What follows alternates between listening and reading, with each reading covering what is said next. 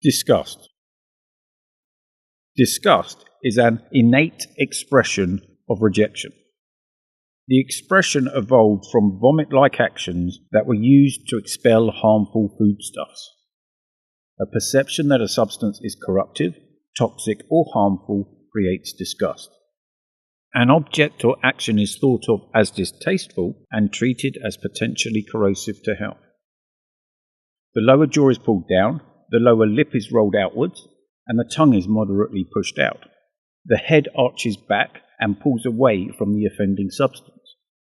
Often the eyes half squint whilst a short burst of air is blown through the lips as if clearing the mouth or throat of something distasteful.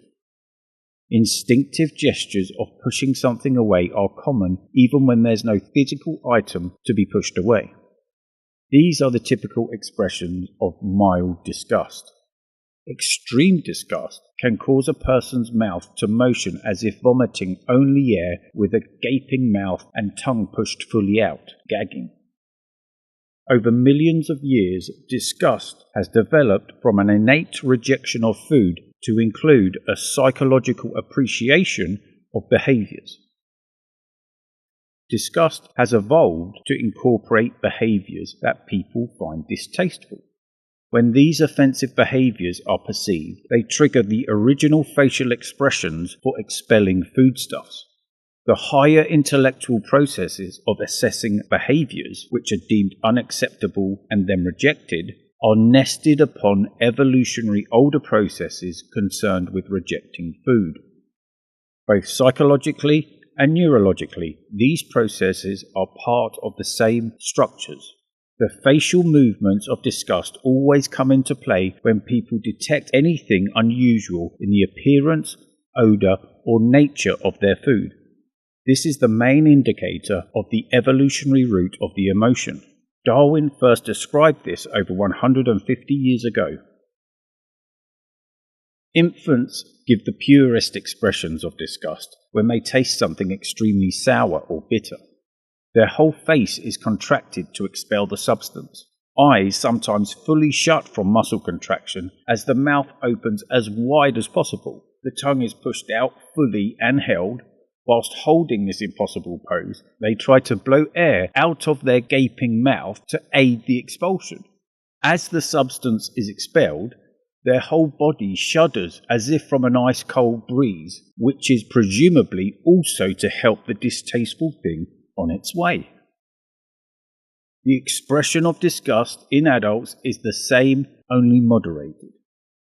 This is an unconscious action which primarily turns the bottom lip downwards, accompanied with a modified oral expulsion of air in an expression like "ugh." This is often followed by a minor shudder that looks more for effect than purpose. This is now commonly related to psychological ideas almost as much as foodstuffs. In our modern world, people who subjectively find the behaviour of someone in their group unacceptable can often be seen to unconsciously pull their head back whilst moderately pouting their bottom lip and tongue.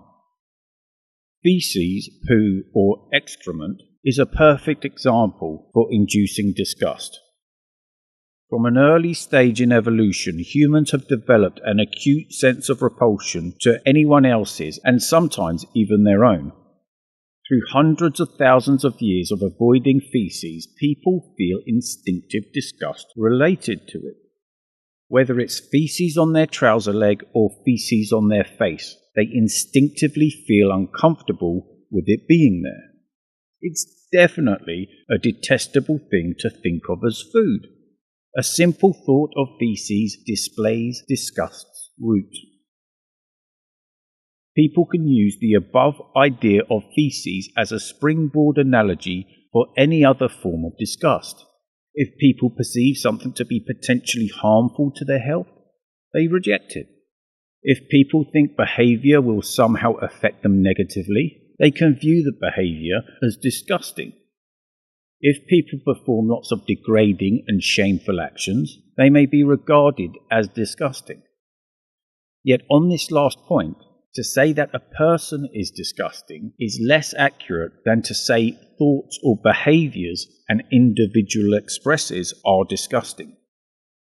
Addressing specific behaviours or substances is the effective way to tackle the revulsion of disgusting habits. A person is made up of many things. Unfortunately, people tend to get condemned by loose expressions of disgust. She is disgusting.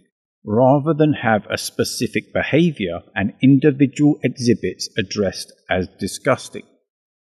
It can be difficult for people to separate actions from the people that perform them.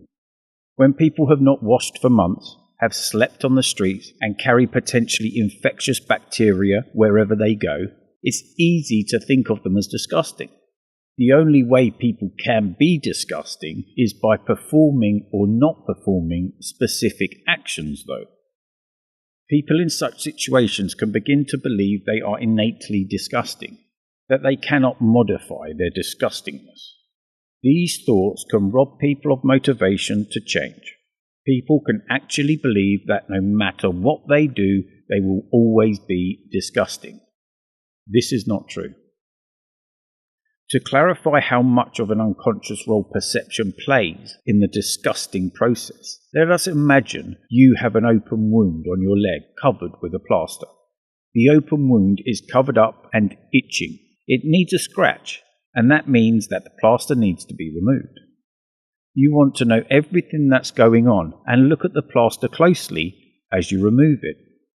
It has soaked up a little blood, a bit of pus, and is red and yellow. You have only pulled it away a fraction from the skin. You could push it back and let it heal, but you remove the plaster completely and hold it in front of you. After a quick scratch, you decide from nerves to quickly put the blood and pus-covered plaster back on the open wound to stop you from picking it. Only now, the thought of putting the plaster back on is disgusting. Perhaps it's now not clean and could cause infection.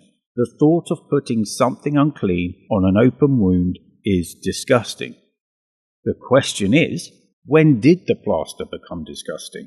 When you partially removed it? When you completely removed it? Perhaps when air was let in? Or maybe when the plaster was 10 centimetres from the wound? Possibly when it was 20, 30 or 40 centimetres from the wound. At some point in the process of removing the plaster, you instinctively felt that it was now a potential risk. You began to think of your own healing bodily fluids as potentially infectious. So, in essence, any substance or behaviour that could be seen as toxic or debasing related to disease could be seen as disgusting.